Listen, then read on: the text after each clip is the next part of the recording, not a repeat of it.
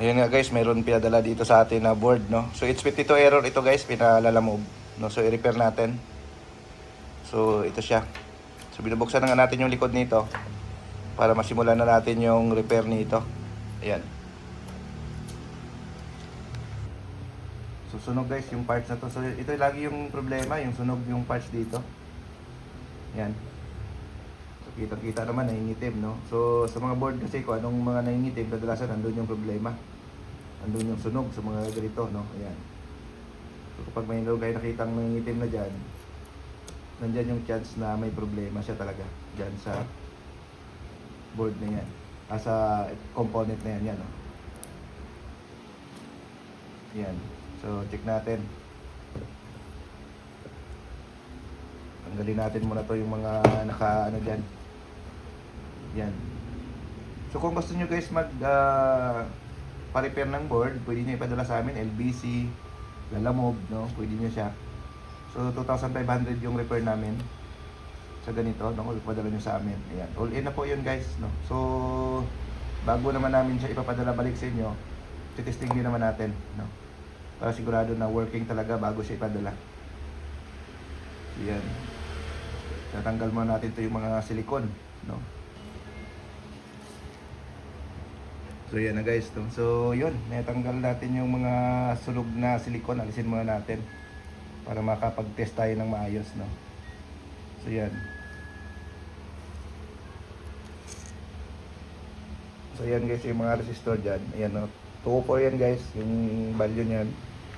So dapat yung reading na makuha nyo dyan guys, 200 kilo ohms, no? Yung apat na yan. Pag mababa na guys, ibig sabihin, test value na yan. Malit na. So sukatin nyo. Ayan. So dapat makuha nyo buo yung 204 dyan, no? Kapag chest value siya tapos nilagyan nyo siya ng bagong resistor, tapos hindi nyo pa rin nakuha yung sukat niya, ibig sabihin meron siyang shortage, no? Either yung regulator shortage o may mga capacitor dyan na nag-short na rin, no? Yan. So yan, nitest na natin. Sukatin natin anong sukat niya. So 50 kilo ohms na lang, so ibig sabihin test value na yan, baba na. Ayan, 54, so wala na. So 53, so bababa na lahat. Ayan. So yun yung papalitan natin. Ayan. Ayan, so papalitan natin. So yan guys, after natin ma-repair, i-seal na natin, no? After natin magpalit ng mga components, no? Ayan. So silyuhan na natin siya, tapos testing natin to guys doon sa unit, no? Bago natin ipadala ulit, ipa-ship sa ating customer. So yun, no? So importante matesting natin na working na siya. Ayan, so yan na nga guys, no? Dito ilalagay na natin to yung board, no? Para matesting natin. Testingin muna natin siya bago natin ipadala doon sa customer para sigurado.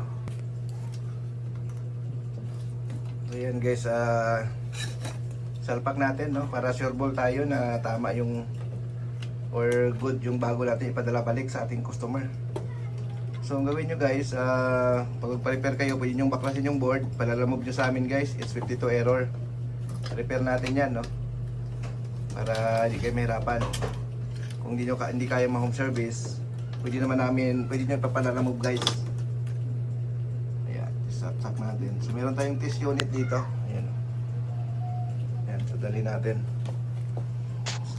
Testing. Para sigurado.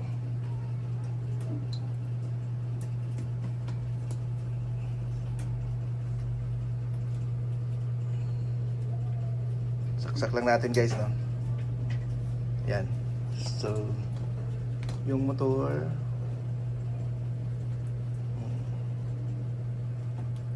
yan. Okay na? Okay na? Saksak na. So saksak natin sa outlet guys. Tingnan natin. Saan ito saksak? Dito. Yan. Saksak natin. Sunog na. Ay, na. Yan. Saksak. Yan, pag on, tingnan natin. Ayan, so wala na. No start. Ayan. Yan, so smooth. Ayan, ikot na.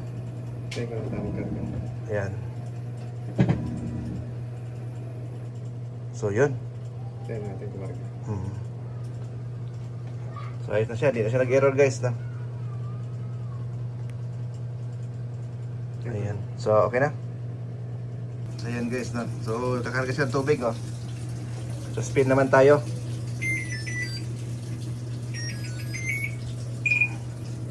Ayan. So, spin.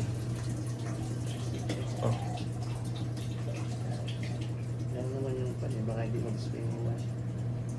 Pasundot yung kuto-kuto dyan. Ayan. So, okay na, guys. Ayan, oh. Ayan, spin na. So, working na po yung board na ni-repair natin. No? So, bago natin ipapadala natin, testing muna natin para sure ball, guys. Ayan. Ito yung nakakabit yung ano. Tapos ito yung ni-repair natin. Ayan.